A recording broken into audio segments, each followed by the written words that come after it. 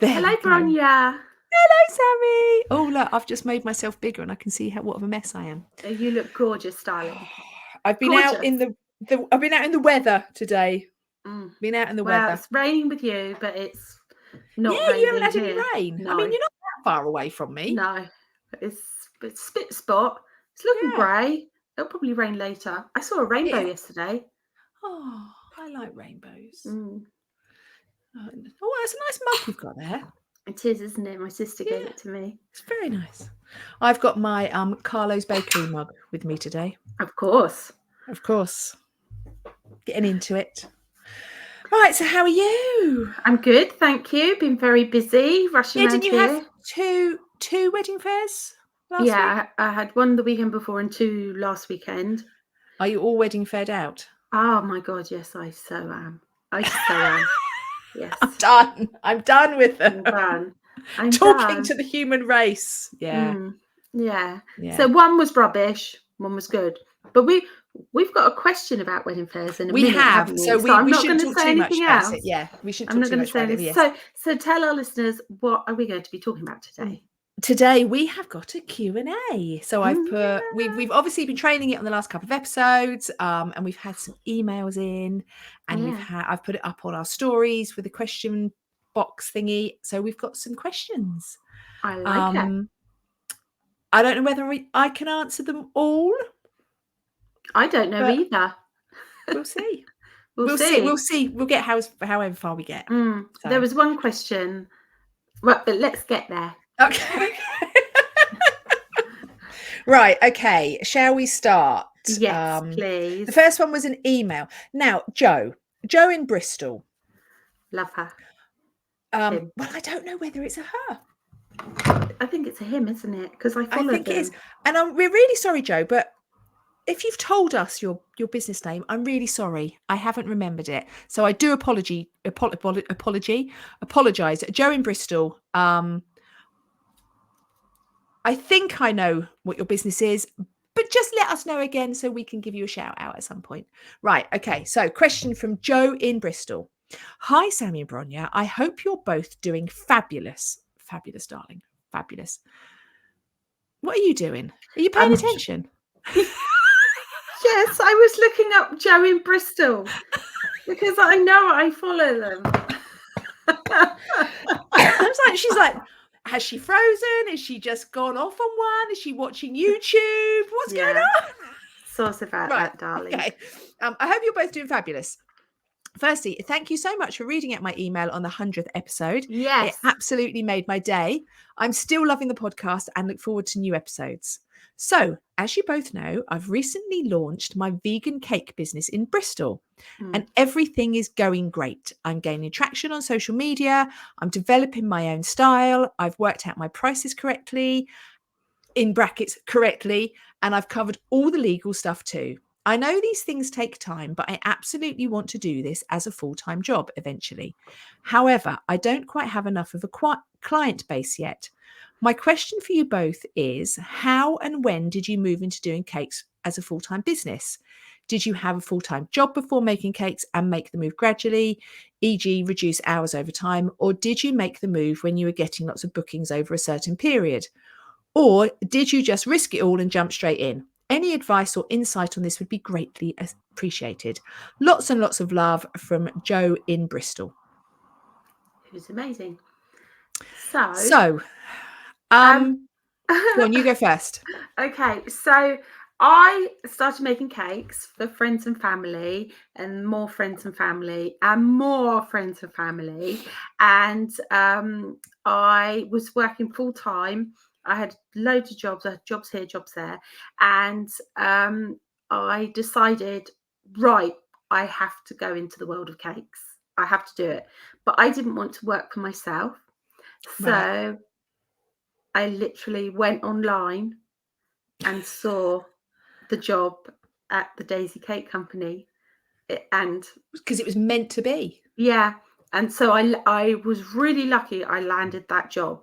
But so you went from employed work to employed work making cakes. Yeah. I'm pretty sure that's how it went. I can't remember.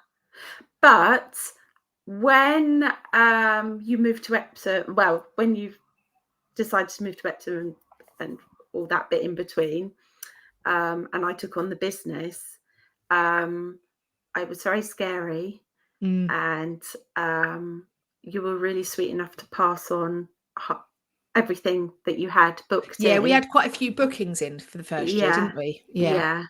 And I just plugged it, and it did go quiet for a little bit, but then it started turning around. But I think that was quite nice because it gave me a chance to find my feet. Yeah. As opposed to going from 0 to 0. No.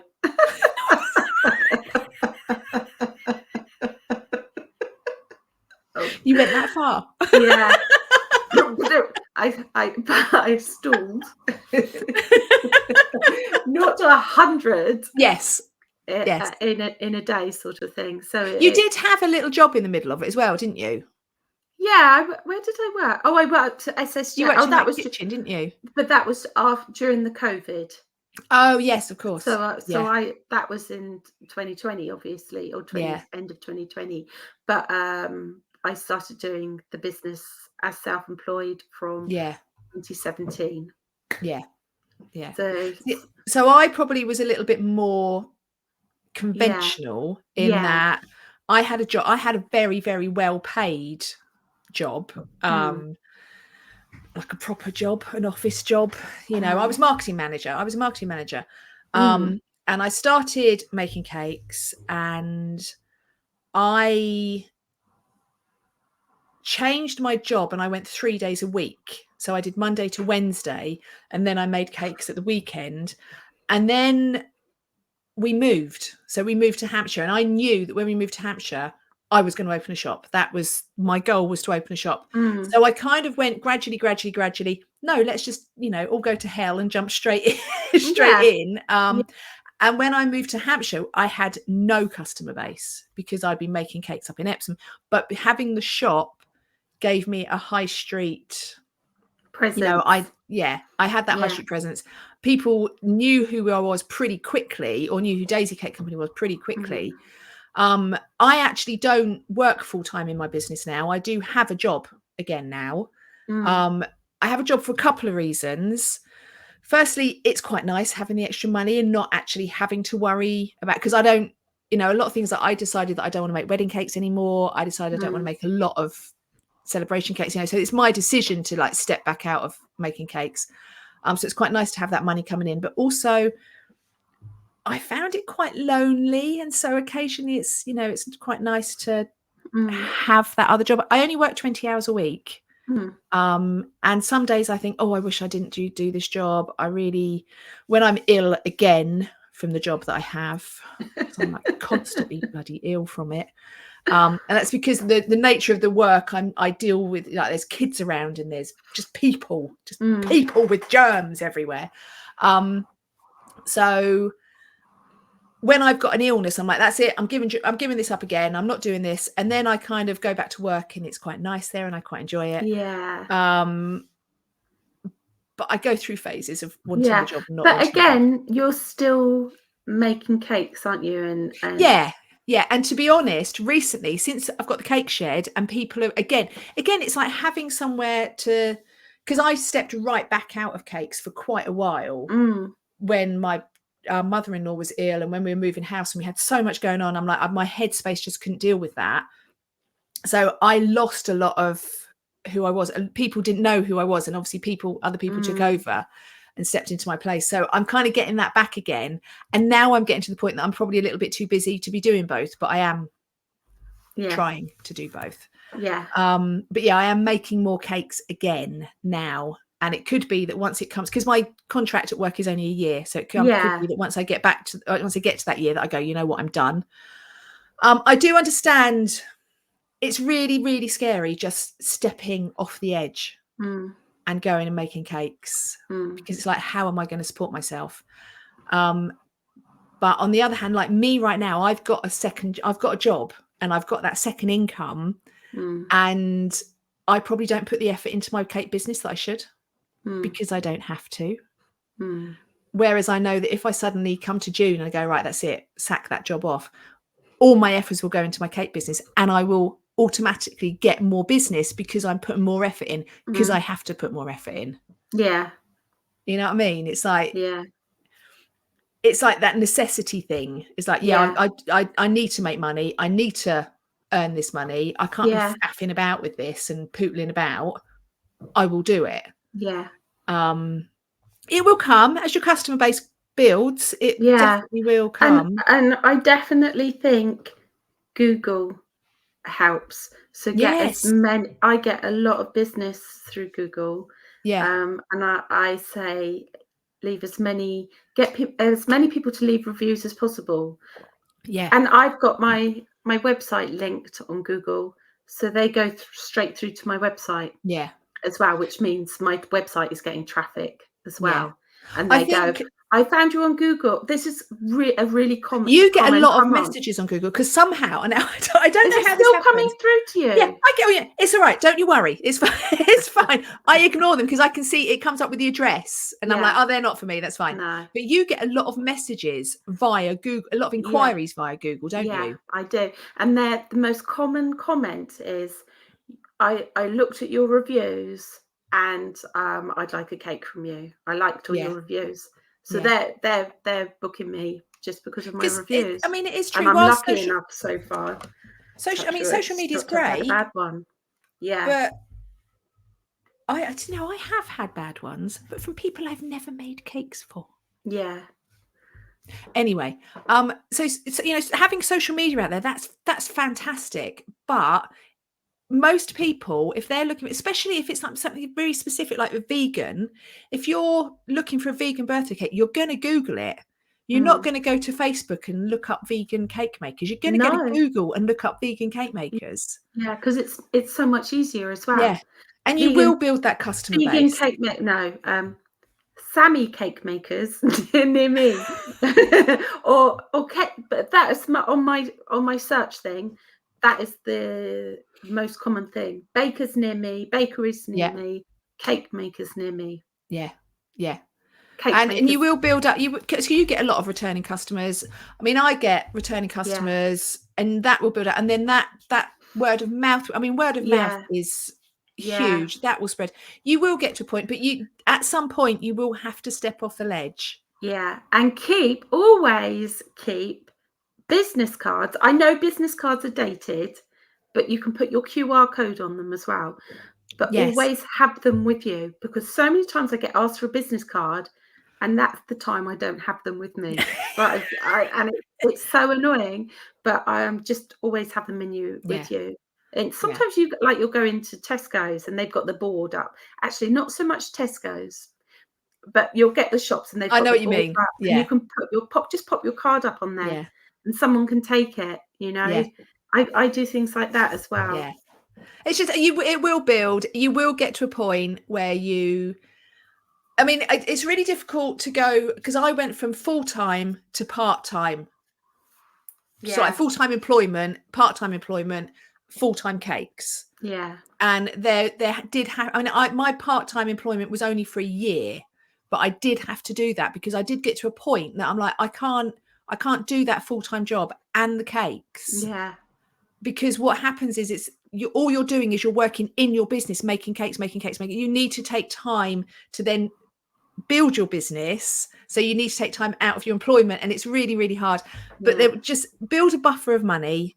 And at some point, when you can say, right, I've got 2 or 3 months worth of money. I can see the book, and you can see the bookings. Yeah. You've got the bookings made. Yeah. Just take a leap of faith.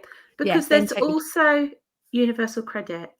Yeah. Which if you need the buffer, they can help. They may not be able to, because you're not earning you're earning too much. Yeah. So I never could, because my husband was earning too much. Yeah. So I've but if you're on your own, or if you're in rented accommodation, or there are a lot of factors that. And you've been paying your tax for all this time. If you're working, you have been paying your tax for all this time. So we both came. See if your local authority have got any grant schemes going on. Yeah, there is grants. That does happen occasionally, but it depends on the authority.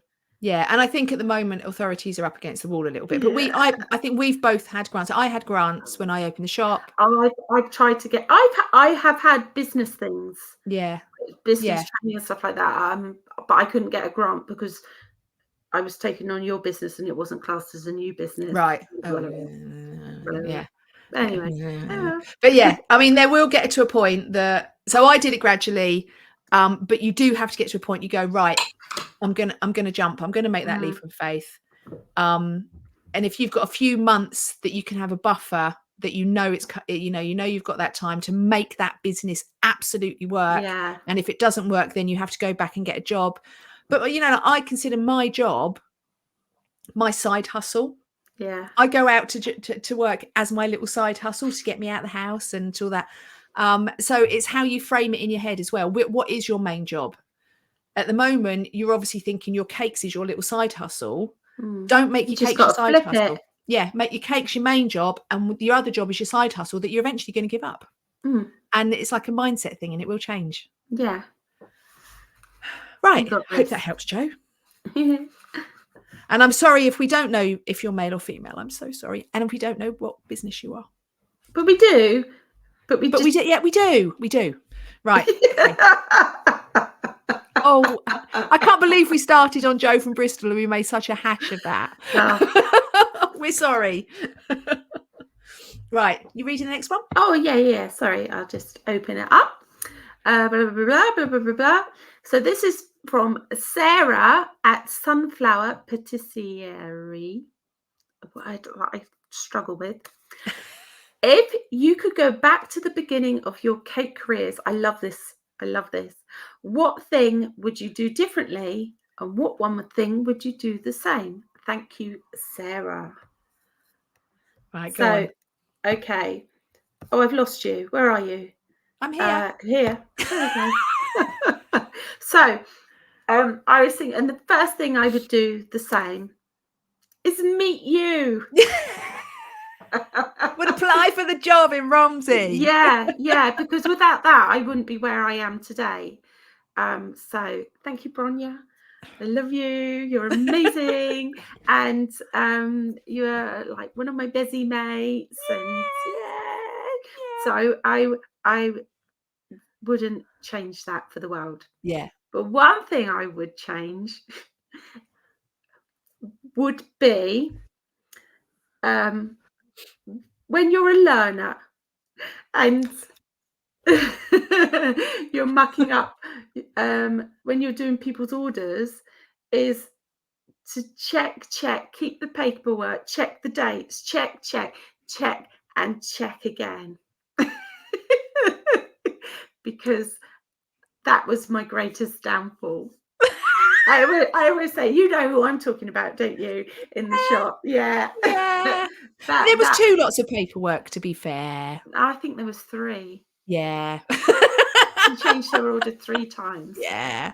So so that is what came to mind. Yeah, there's nothing worse than getting a complaint, because there's nothing worse than getting a complaint. No. End of. But then when you realise that complaint is actually your fault. Yeah. And I mean, the cake we delivered that day was stunning. Yeah. Beautiful. Just there wasn't the cake that she ordered. Yeah. And that's really... and alarm bell, you kept going, there's something not quite right. And I was going, no, it's fine. Because it was a 2-tier cake and it was too much money. Yeah. And I thought you'd just got the hump with her and charged her lots of money. Yeah. No. And I was like, okay. But so there's nothing worse than getting a complaint and then finding out that complaint is. Yeah. But I held my hands up and said, hey, that's me. Yeah. But poor Bronya had to take the shit that came with it. I had to duck every time someone came near the shop that looked vaguely like her. Yeah. So that was my greatest mistake. Always check, double check. I suppose the lesson is just make sure you have the right paperwork. Yeah. Make sure you always have the right paperwork and double check your paperwork with your client. Happen. Yeah, mistakes happen. Yeah, they do. But double check your paperwork with. I mean, we've all done it when you just made a cake and it's just about to go out the door and you go, oh shit, that was meant to be chocolate. Yeah, we've all done that. We've all done it. Yeah. But check with your client, check the dates, check the design, check again. Yeah, absolutely. Yeah. And if the alarm bells are ringing, listen Go to with those your alarm gut. bells. Go Trust with your gut. The gods are telling you. The universe is saying, hey. Yeah, trust your gut, right. definitely. And actually, I would say trust your gut a lot in business, not just Yeah. things like that. Just if something doesn't feel right about a cake you're just about to make, don't do it. Yeah. Just, Or you get a customer yeah, that makes you feel something's not right. yeah. Yeah. That customer, we should never have taken that cake. No. We should never have No, taken the cake. not when Anyway, she changed the cake so many times. so many times. So what would I do differently? I probably wouldn't be so hell-bent on having a shop. Within months of starting my business, I'm like, my end goal is to have a shop.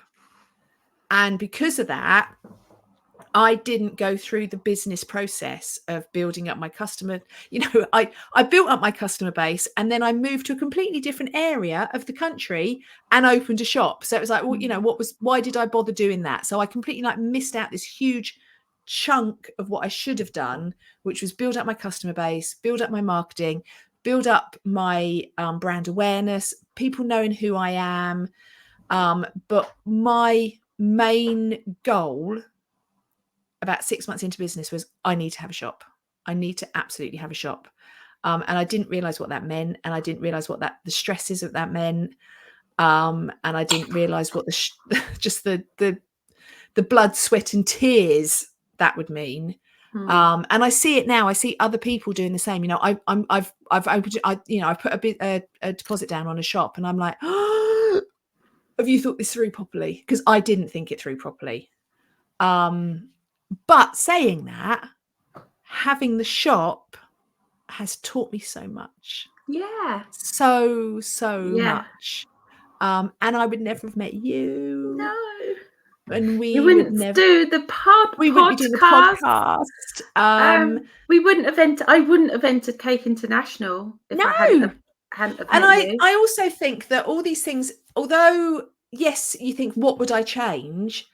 Everything I've done in my business, I've learned from. Yeah. And if you see everything as a learning process, then actually if I can't hadn't regret made it. the mistakes that I made then, I wouldn't be the me I am now. Exactly. Yeah. And I can't regret having a shop. I can't regret taking my business in that direction and then moving my business in a different direction, because every time I've changed my businesses and I've pivoted, I've learned something new and I've changed. And I would say you don't need to buy all the stuff. Yeah, you really don't. No, you really don't. No. It was funny. Who was I talking to the other day? I was someone at work I was talking to the other day, and I said, I've got rid of because she does a little bit of baking at home, and she's like, I've got all these pans and I've got all this stuff, and she said, and it was Easter eggs. She went, I've got these Easter egg molds. I went, yeah, I had them. They've gone.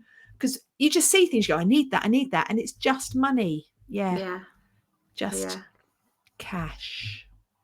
So, cash that you don't need to spend. Right. Okay. I hope that helps, Sarah. I wouldn't have a shop, and I would have a shop. That's the thing that I would do the same and differently. Actually, something else that I would do I'd do the same is that something I started when I started my business is I started as a cupcake maker. So I was really niched into being a cupcake maker. And then I watered it down by doing lots of other things. And I should never have watered it down. I should have kept a niche. Yeah. Because at one point we did just anything and everything. Yeah. And I should have kept. Yeah. That was part of our learning curve, wasn't it? Yeah. Yeah. Yeah, we'll do anything. You want a pecan pie? Yeah, we'll make a pecan pie. You want a cake in the shape of a truck? Yeah, we'll do that as well. Royal ice biscuit flooded. Yeah, we'll do royal ice biscuits. You know what? I turned some down this week. Well done. And I went, nope, sorry, that's not my forte. Yeah. I do make cake. And they placed the order for the cake. Perfect. Right, so the next we have Jo from, sorry, my phone has just gone off. Jo from the Chic Cake Boutique. I love that name. Joanne from the Chic Cake Boutique. I would love to know what percentage others add to cake prices if you get a cake inquiry for 2025/2026 plus. At the moment, I'm telling people for 26 plus, my diary isn't open. Thanks, girls. This is a excellent question. It is an excellent question. Isn't it? Because I've had so many inquiries for 2026. Really? It's just gone from 0 to 100. I was going to say 0 again. And what are you telling people? I am saying that I'm not giving out prices for 2026 yet. Right. So are you giving them ballpark figures of what you would charge? You're not giving them anything? I'm not giving them anything because okay. you just don't know what's going to happen between now and then. But I've written it down actually. Where have I put my notebook? Here we go. For 2025, so for 1 year in advance, I would generally put 10% on top of that, top of my price. That's still quite a big chunk, isn't it? Yeah. Well, if you think of we had the cost of living crisis and everything, everything jumped ridiculously. Well, and also if you think, if you look at wages nationally, I've just had a pay rise at work, and we had a 10.1% pay rise, which is huge. Yeah. But it's the cost of living pay rise we've been given. And that's what we've been given. Yeah. So that would make sense. Yeah. And I did read a few bits and bobs about this question to see if I could find anything. Yeah. And one late, though I wouldn't give prices for 2 years in advance because they might change their mind as well completely. So you do, Yeah. Another thing I read said they do 20% for 2026. So that would make sense. So like 10% each year. Because I think also what we kind of do is, if you think that, so we're booking, say, for next year. So you're booking for next year, we're kind of giving our pay rise to ourselves like retrospectively, aren't we? Yeah. So almost this year we're working on last year's pay. Next year we're working on this year's pay. So that would make sense. Yeah. But I do know I've listened to podcasts and Instagram reels and things like that of cake makers who are like big cake makers. Yeah. I'm just trying to think, who have we been to see? The Cake Professionals. Do you know what? That's the one that's in my head. It's Cake Professionals. And the way they said it, they did. They said that would be, because she had like 3 different zones. Didn't she? Like a basic, a good cake, an amazing cake. She used better words than that. Yeah, obviously, much better words. So she was going, this would be your ballpark figure. Obviously, we won't quote you. Yeah, until we finalise your 6 design. months before the wedding or something like that. But they would finalise the design, didn't they? Yeah. 6 months before the wedding. Yeah. Yeah. And then give the quote then. And I think that's quite nice. The deposit. Yeah. So they had to deposit. Yeah. So they had that, but then they went, right, so when we get to 6 months before your wedding, we'll give you a full quotation, and then we'll do your full design. Because again, I'm not being funny, in 2026. Right now, you could be having a pink wedding. 2 years' time, you could be having a blue wedding. Yeah. You could completely pivot everything you're doing. So you could quote for someone for a cake covered in sugar flowers. Yeah. And then they could have 3 different other designs by the time they get to you in 2026. And then go, some brides are like that. Yeah. So how can you can't. I would say, right, if you really want me to make your cake, I will take I'll take your deposit, and then we can discuss it closer to the date. But I do give them quotes for next year. Yeah. That makes sense. My 10% sort of thing. Yeah. You just kind of woo-hoo. Yeah. But I wouldn't not take, if someone really, really wants you to make their wedding cake, get them in your diary. I wouldn't not have your diary open. I'd say give me a £50 save the date deposit. Have that in the diary. £100. Sorry. Yeah, it shows how much I make wedding cakes now, doesn't it? Because if you think about it, they're 50 quid's like a piss in the wind. Like throwaway amount. It's Well, £100 is a bit more. Yeah. Yeah. Yeah. And But if get they it in want your a mega diary. cake, if they want a mega cake, I'd even up that to 200. I Yeah. know there are cake makers out there who take 50% deposit at when they, they say. But if you haven't quoted, how do you know what your 50% deposit is? No, that's true. I hadn't thought about that. But I do know there are cake makers that do that. Yeah. Yeah.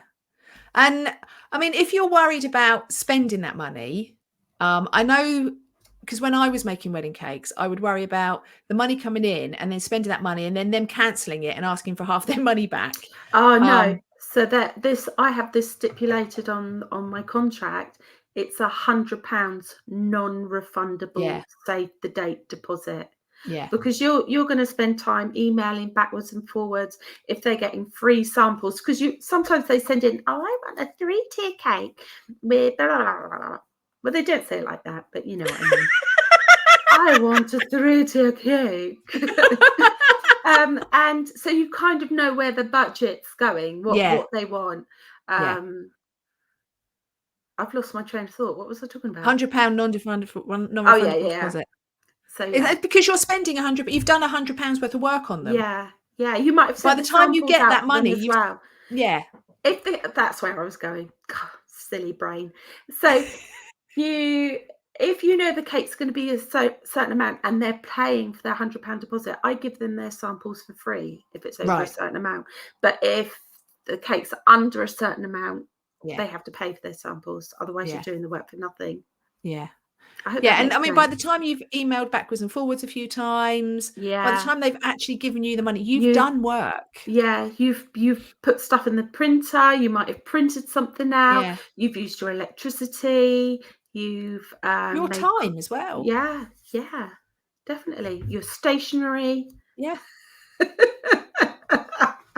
Cover everything. Yes, but for the moment, if it was 2026 and beyond, I would say put them in the diary and tell them 6 months before the wedding you'll give a proper quote once the design is settled. Yeah. Pens and pencils.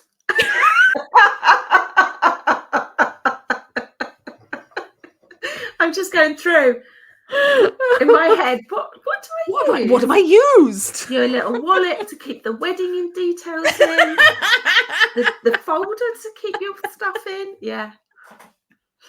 Right. Okay. Next. I'm reading the next question. Yeah. No, it's you, isn't it? No, it's you. Charlie and Jen from Geneva. Charlie and Jen, Geneva, Switzerland. Whoa! I know, right? I love this. I love this. Making a cake, do you ever think, why the fuck did I say I'd do this cake? And then burst into tears.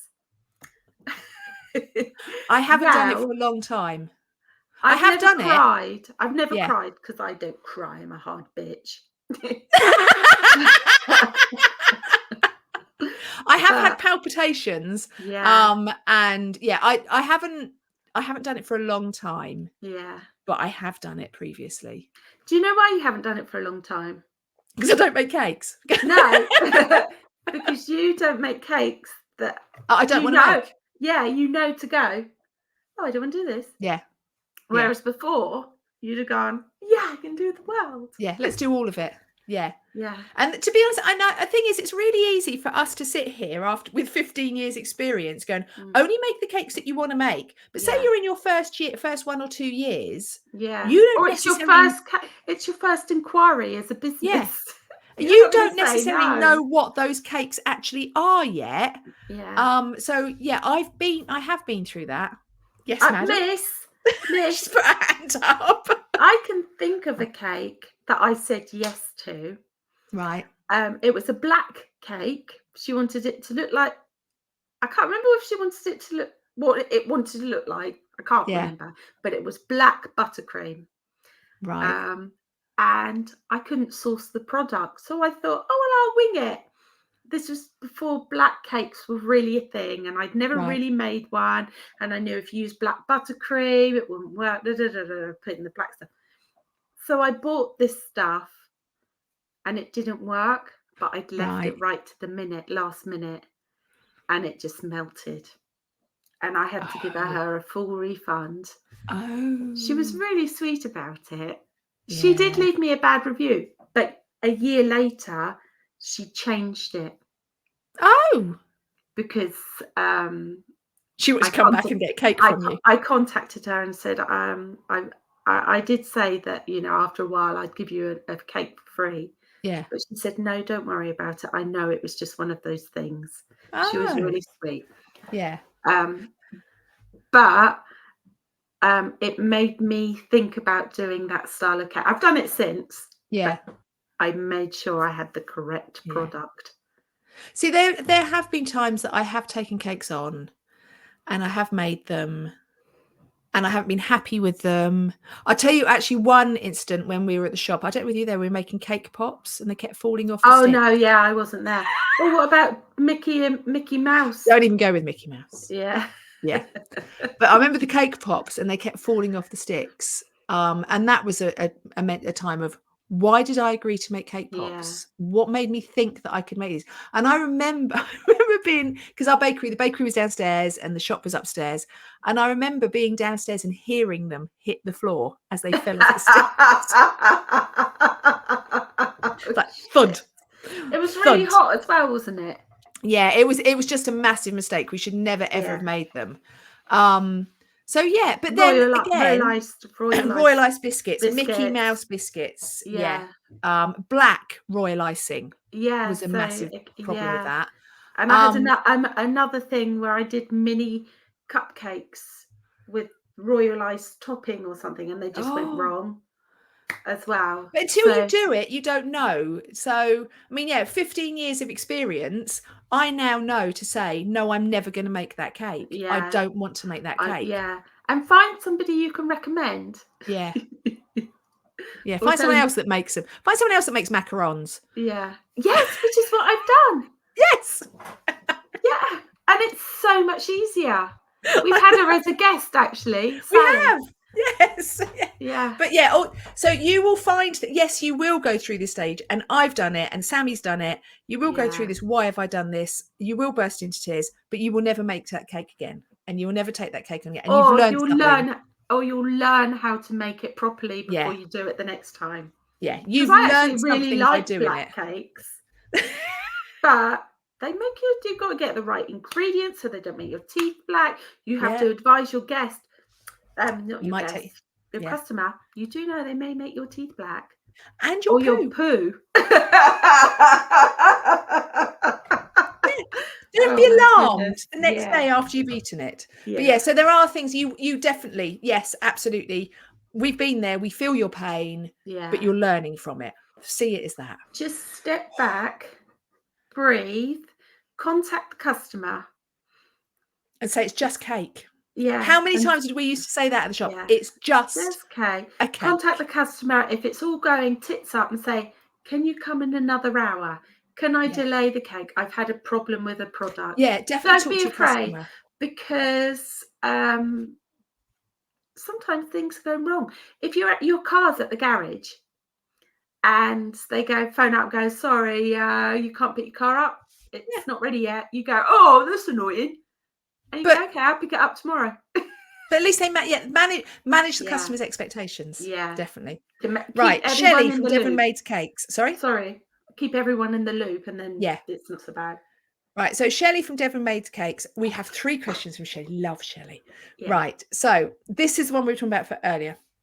Are wedding fairs worth doing, or do you think they're a thing of the past? I attended 3 wedding fairs the last few weeks, as I was talking about earlier. One I got 4 thingies from. The other one Inquiries? I got... Yeah, thank you. The other one I got none. Yeah. And the other one I got 4. I think it's probably a case of, if that's where you think your ideal client are going. Yeah. But so I don't like doing wedding fairs. No. But it's a bit peakly, isn't it? Yeah, but it's a bit networky as well. Yes. And that's you're getting out of your comfort zone. Yeah. You're meeting people who can try samples of your cake. Yeah. because everyone always loves my cake. I hope they're not just being polite, but I know my cake is yummy. Yeah. So they're coming to me going, oh, have you got samples like that? And they're passing on your details to other people. Yeah. Yeah. The networking aspect of it is not to be ignored. Yeah. Actually. It really isn't. And I've actually met a lot of suppliers by Yeah. doing wedding fairs that I would not necessarily have known. And Yeah. I'm doing a wedding shoot, hopefully at the end of March, if it doesn't all go tits up. And I've mentioned it to people and they've gone, oh, we'll come along. Yeah. We'll do this. We'll do that. And I've actually made some good friends. Yeah. From So I mean, it's not sometimes you will do really well and you will get loads of inquiries. I don't think they're a thing in the past. I think what's happened is that they went out of favour because of COVID. No, I think they were out of favour before that. I really do. Do you? I think the market was saturated. Yeah. So every Sunday you'd go out, wedding fair. Yeah. And I do think they're a good thing, but I wouldn't necessarily pay for an expensive one as a small business, because you're going to have to get 1 or 2 bookings definitely to make sure. Yeah. But I wouldn't say don't do them. I just say research it, see where they're doing their social media. Pick and choose. So if a hotel asks you to do a wedding fair there, where are they advertising it? Who are they getting in? Because the hotel that I work with are really good. She has cut the people who want to see the venue set up, who are thinking of a wedding, actually come that day. Yeah. And is that venue one that you want to work with? Yeah, that's right. Is it within your I've done one for, it's right on the cusp, and sustainably it's, I think to myself, is it worth doing this? Yeah. But I think it was. So yeah. Next question. Oh, did you want to say anything? No. Okay. No, because I don't do them at all anymore. No. Right. So also from Shelley, which social media do you find works best / worst for your business? Right. So I have really mixed up my social media recently because of the type of business that my business has become. So recently, because of the Cake Shed, I've been doing a lot on Facebook, on local groups on Facebook, and that has done really, really well. But that's for the Cake Shed. The other thing that I've done recently is for me as someone that likes to help other cake makers. So I've been posting about my Cake Shed on Instagram, and I've had like 100 new followers in the last week from that. But that's because it's the time. It's like I'm going to cake makers that are so Instagram is the other creators. Facebook is my local business. That's how I've found things work. But it's quite, I don't know. It depends where your ideal client is going. So mine's different. I wouldn't advertise cake on. I wouldn't advertise like my business side of it on Facebook ever, because it's. Well, what I find is if I post on my friends and family, my Facebook, it goes crazy with interest about my cakes and everything. If I post, I like to post. So primarily, my main posting is Google and Instagram. Right. So they're my favourite. Yeah. And is that just because you like using them the most, or is that because you think that's more where your client base is? That's definitely where my client base is. That's where I get most business. I don't tend to get much really at all from Facebook. See, and I mean, Facebook, the only reason I'm posting that is because I'm selling small slices of cakes. It's a local thing. People are walking past, they can pick things up. I wouldn't dream of, unless it cross posts automatically from Instagram, I wouldn't dream of thinking, oh, I need to go and put my celebration cake business out on Facebook. No, I think It's a different it's client. Facebook has changed so Yeah. much now. Yeah. Definitely, that Yeah. I don't. People always go, "Oh, I put an event on Facebook," and everyone in my WhatsApp group goes, "Oh, we don't go on Facebook anymore." Yeah, I don't think people do. No. And I think other creators go onto Instagram. I think I do also, get business from yeah, I think Instagram. there is an age group, because I think each social media thing now Yeah, has its own age group. yeah, And I think the people that are kind of in that age group to be getting married are on Instagram. yeah. I put things on TikTok because I've made a reel. I'm going to bung it on TikTok as well. I I've got know, no business from TikTok haven't whatsoever, you? ever. But No. I do know a couple of cake makers who get a lot of business from TikTok. Oh, really? Yeah, That's and interesting. I never used X as it is now. No, never Never used used it. But Threads keeps coming up on my phone. I haven't looked into it yet. I don't know what it is, but it's as if it's To me, it's another one. I tell you, the other one that I do get quite a bit of traction with occasionally is Pinterest. Oh yes, Because again, you've got clients that are looking for inspiration, yeah, and your things will pop up on Pinterest. So don't ever discount. But the thing about Pinterest is, it's like, so if you go on Instagram, something is recognizable for like a day. You'll see it for like a day, possibly 2 or 3 days. Pinterest, you can put something on Pinterest and it will come back 3 or 4 years later. yeah. I've got pins on Pinterest that are years old that people are still repinning. So it's not an instant thing on Pinterest. But people will be doing like mood boards and things, and your cake will pop up. And if you're in the right area, they'll go and they'll contact you.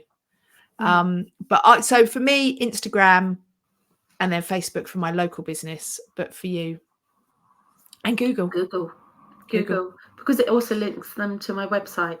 Yeah. Right. So last from Shelley. Do you have any hashtags that work best for you?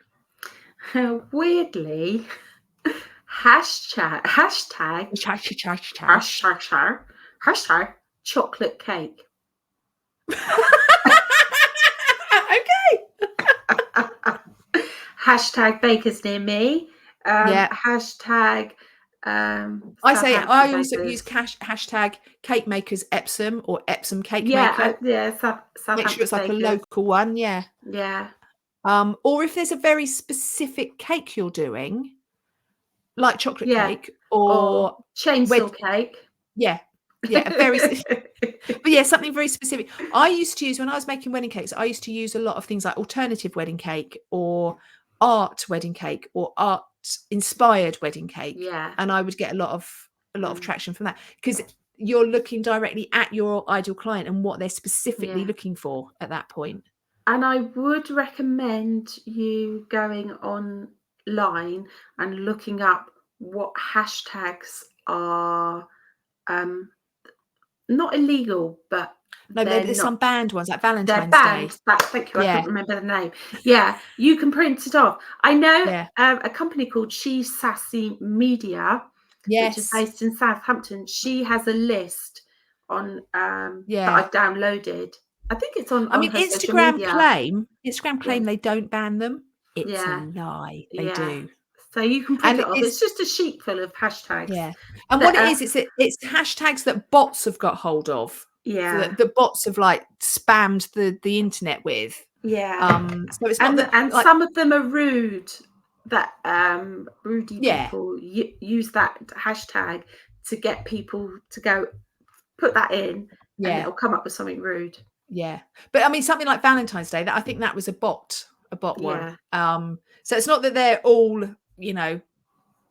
like dangerous or anything, but it's they shadow ban you. Yes. So they don't. They kind of put you down the pecking order in the algorithm. But it depends on what you're doing, but I would always try and be as specific as possible with with the hashtags, and try not to use hashtags that have got 26 million on them, because you know that you're going to be like, And also mix them up. Don't use the same hashtags on every single post. So have like clumps of hashtags that you mix up throughout your posts. Yeah. So, right. Okay. You're next. You can do the next one. Oh, sorry. I got to go back and open it. Oh, look. 15 minutes already. Gosh.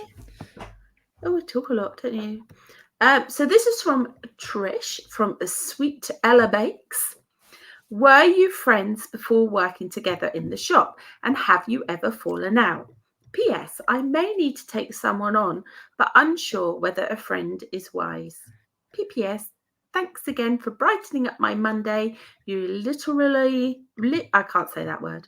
Literally. Thank you. Crack me up. Literally. No, we weren't. Literally. Oh, we weren't friends before working at the shop. No. However, you know when you meet some people, you're just like, yeah, she's going to be my bestie one day. Yeah. And, I don't think we've ever fallen out. We've never had an argument. We've never had no. But referring to the cake I made that I did wrong was quite tense. But you know what? You were lovely. You just went, these things happen. I mean, you're amazing. I think also,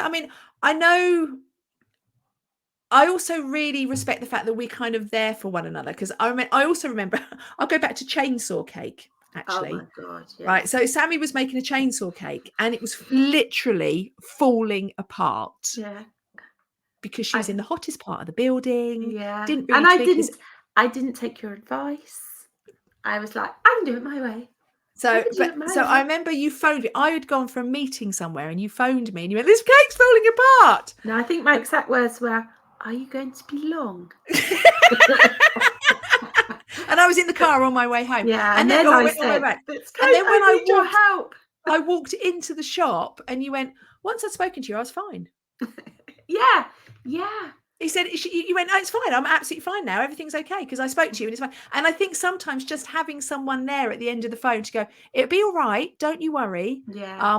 That was useful. Yeah, but we've never really had an argument. I'm not that type of a person, really. I don't. I think we're both quite easygoing. Yeah, I don't like confrontational arguments. I'm not one of these people that say, well, you said this and I said that and you said that.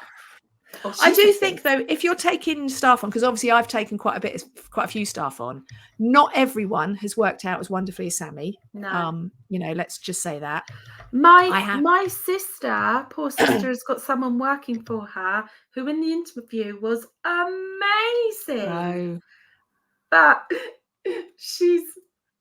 I can't say anything because, they might be listening by perchance, but she holds up beads.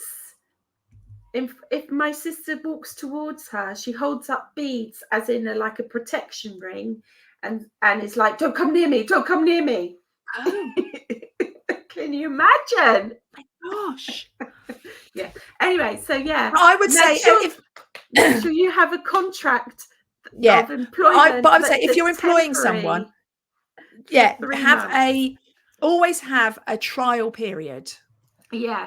And that trial period could be 3 months, could be 6 months. Have a trial period. So if it doesn't work out, you can because it could be that you're getting on really well with them, but they actually hate you. In which case they can break the trial period and leave without any repercussions, without any redundancy pay, without anything going to court. Have a trial period. One thing I would say is I don't think I would work with a friend that I'd never worked with before. So, for example, I know now if I was to start a business, if I went, right, I'm going to start a business, there are 2 or 3 people that I would happily start a business with. But that's because I've worked with them and I know what their work ethic is. So, Sammy, I would work with you because I know what your work ethic is. I worked with a wonderful lady called Becky when I worked at the point shoe manufacturer. I would start a business with her any day because I know how well she works. But that's because I worked with her before I was her friend. Like you, I've worked with you and now you're my friend and I know how well you work. Yeah. On the flip side, I've got friends I love to bits, would never work with them. Never, ever work with them because I know we would fall out. I would hate them by the end of the first week. Yeah. So See, I wouldn't. I've got friends like that. It's like I love my sister. I love her to death. I've got 3 sisters. I love all of Yeah. them. But this particular one, I think we would kill each other. Yeah. Yeah. And my husband, love my husband to bits. 29 years married next month. Would never work with him in the business because we would end up killing one another. So I personally I wouldn't employ a friend unless I already know how well they work. Yeah. And make sure you have a contract. Yeah, I would do a Just in trial case. period, definitely. I would probably do a 3-month trial period. Yeah, because my sister has a 6-month trial period, and they're literally 2 months in, and Yeah, poor thing. mind you, within that 6 months, she can get rid of them now because it's within that 6 months. But you have to do it properly. You have to do it with all the bells singing and dancing. Yeah. But yeah, that's what I would say. So, but sometimes you just know, don't you? Yeah. If there's someone that you know, and as long as you have the boundaries, you don't want a friend coming to work with you who takes over. Yeah. You're the business owner. Yeah, you have to go, I'm the boss. Yeah. You're my employee. And that's actually quite hard to do, especially with a friend. That is quite difficult to do. Yeah, definitely. It's difficult to be a boss. Actually, it is quite difficult to be a boss.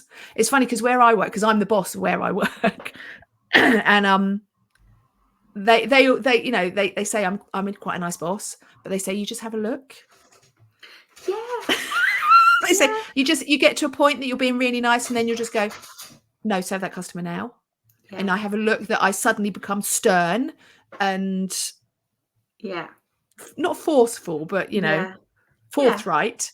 Yeah. It's like, right, no, the shit ends now. Just get on with it, sort of thing. Yeah, and don't be afraid to say that. No, yeah, yeah. Right, I think the next one looks quite difficult, so you can read it, and I'm not quite sure how to answer it. But go on.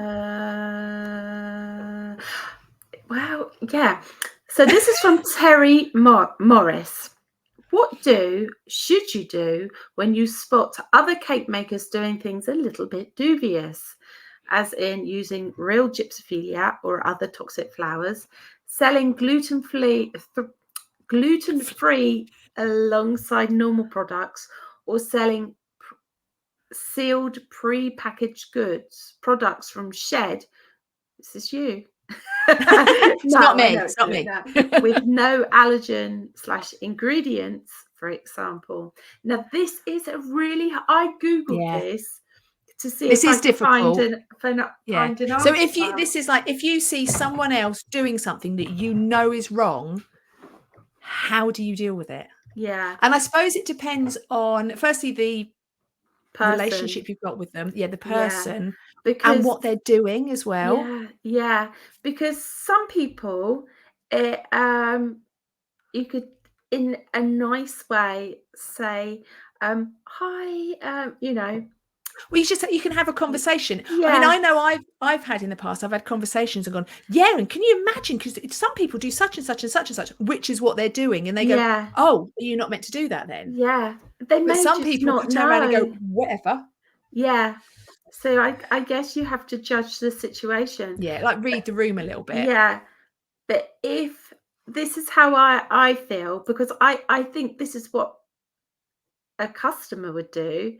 If you feel that it's going to endanger somebody's life, then you maybe should broach it. Yeah.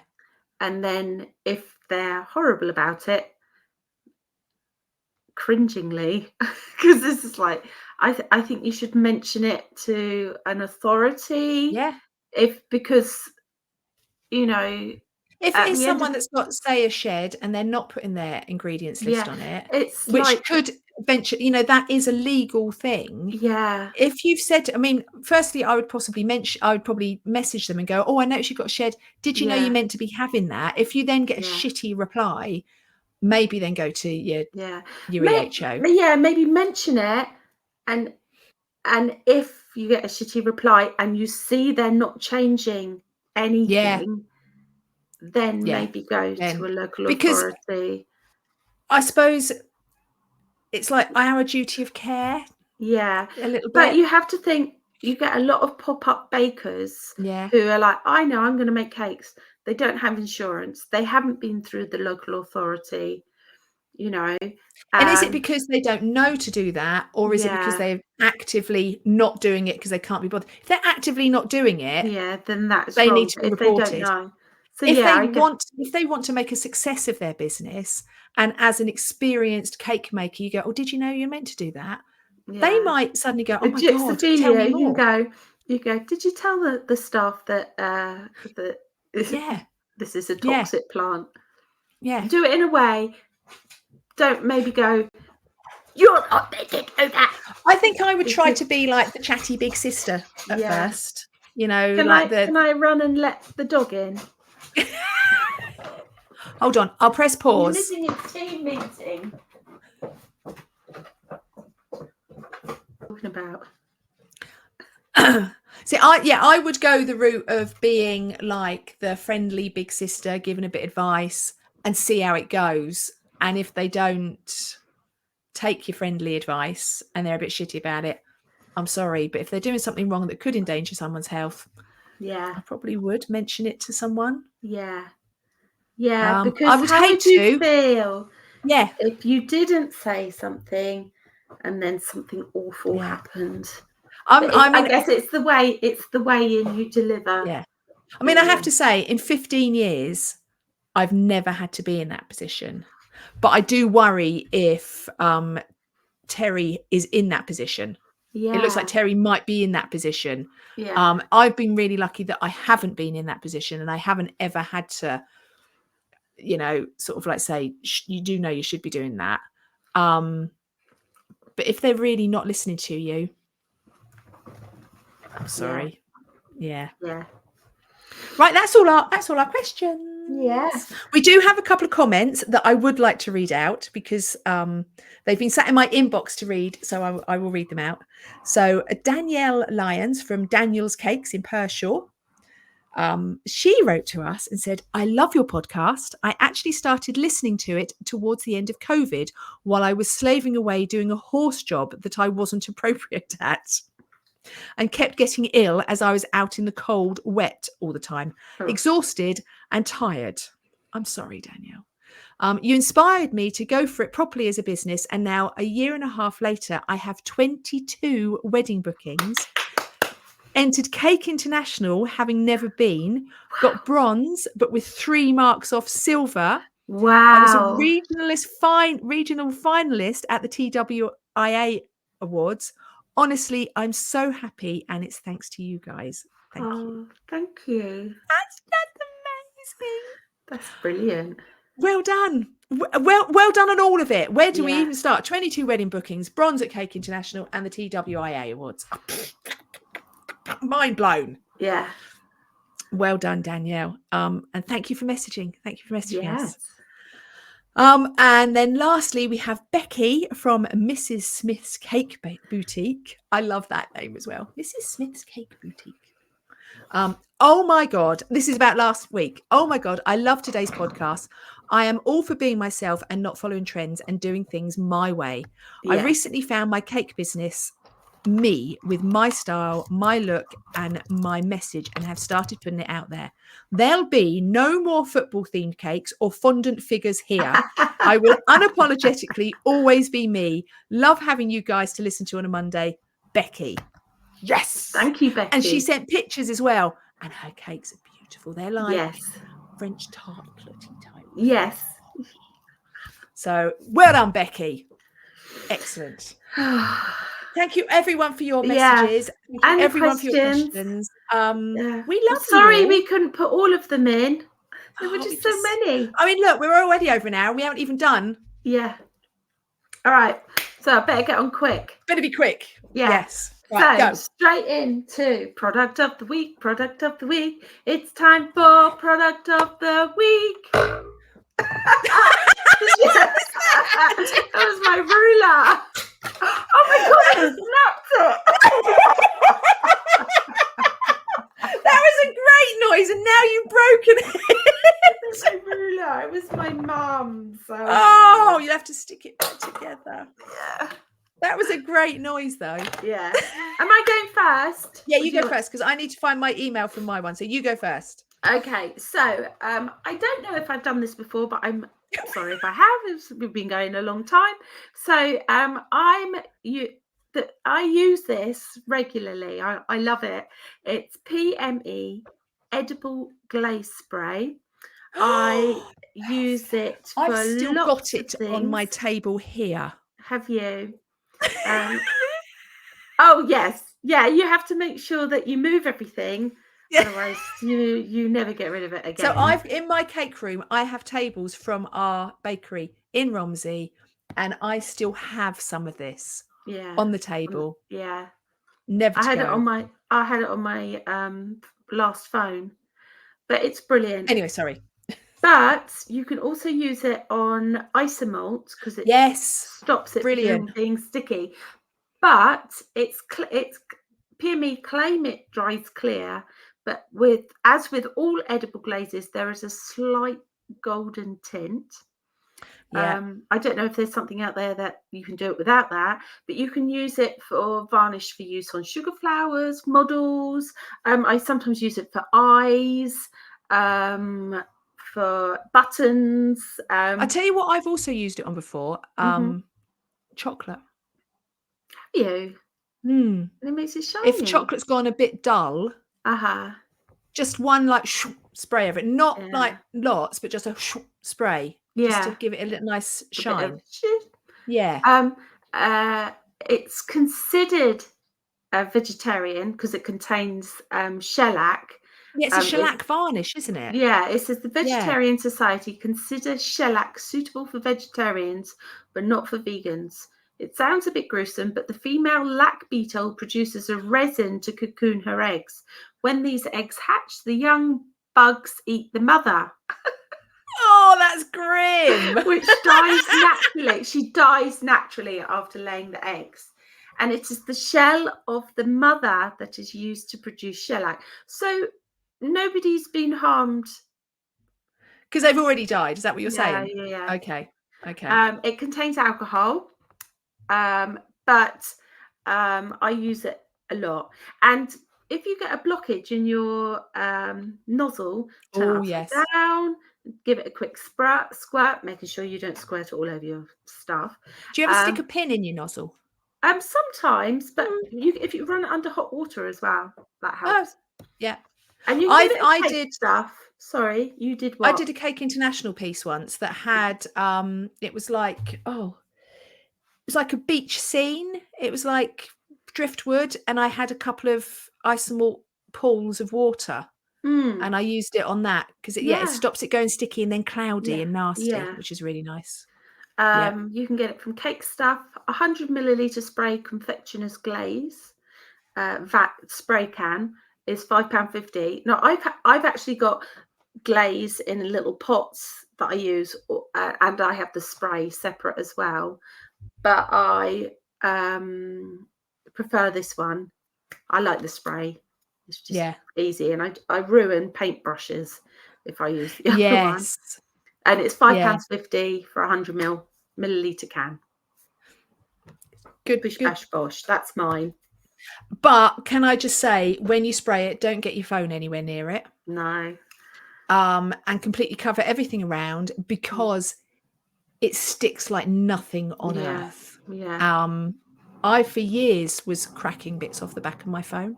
Yeah.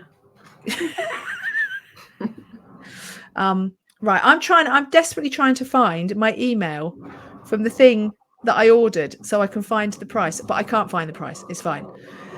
I'm going to go for cake rods. Oh.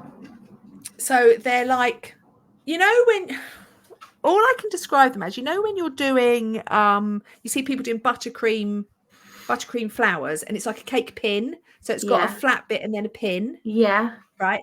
These, you turn it upside down. You can either buy specific cake rods, or you can use like metal cake pins, and you put them in a big cake. Yes. Yes, I've got these. Have you? Yes. So if you're making a big cake, so for example, like a big tray bake or a 12-inch cake and I'd Or say a 11, round 10. cake. You Yeah. know the round tins. I Yeah. always put one in them. Put one in the middle, because what it does is it cooks your cake from the inside out whilst you're cooking it from the outside in, because that heats up and then cooks your cake from the outside.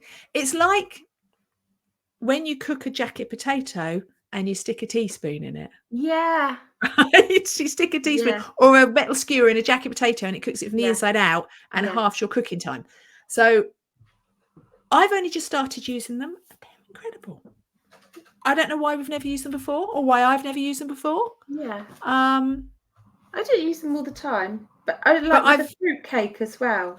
Yes, yeah, because it means that you know that your inside is cooked rather than I have just recently. Oh, here it is. Cake stuff order. Found it. So cake stuff. 4 cake tin. They're heating cores. They're called. So 4 heating cores. I ordered 2 packets of them, and they were £8.56 for the 2 packets. So that's £4 something, 20 something each. And you get 4. So if you're making a round cake, you put 4 in. Then when you turn the cake out, you just take them out the bottom. Yeah, that's right. Because I always worry, I'm not going to see them. But you do. Yeah, You've got the little round thing. You just pull them out. Yeah. But so they will cut down your cooking time, but also make sure your cake is cooked evenly within in it. So that's mine. Yeah. Wonderful. I've also got a question to ask our listeners. Okay. So I need a new oven, right? Oh, I've got an oven in my cake room, and I've decided I don't like it because it's got a top and bottom heat, and I'll either burn it on the top or I burn it. Bless you. I either burn it on the top or I burn it on the bottom. It's got a convection in it, it's got a fan in it, but it's not cooking evenly. And this is partly why I've gone to Cake Rods. I want a tabletop oven. If anyone can recommend one, probably about £400 or £500 tabletop oven. If anyone can recommend a decent size, I don't want one of those little piddly mini things, but I don't want a huge 120-litre thing like we had at the shop. If anyone has a nice cake oven that they use, I would like to hear from you, please. Thank you very much. Sorry about all the bashing. Is Andy building a nest? Is it nearly 6 o'clock? It is. It is 5:30. Oh yeah. Is it dinner time? Yes. Right, you're lucky. We're nearly finished, Andy. We are. Yes. We are. So thank you for all your questions. Thank you for all your comments. I love them. They were really good questions as well. They were. We had some good questions this time. We did. We always have good questions. Our listeners are great. We do. Our listeners are great. I can tell it's got darker because you're now in the dark. Yes. Yes. You started in the daylight and now you're in the dark. Yeah. And I shall speak to you soon. Yeah. Soon. Hi, lovely listeners. Don't forget to like, subscribe, and all that stuff. Bye.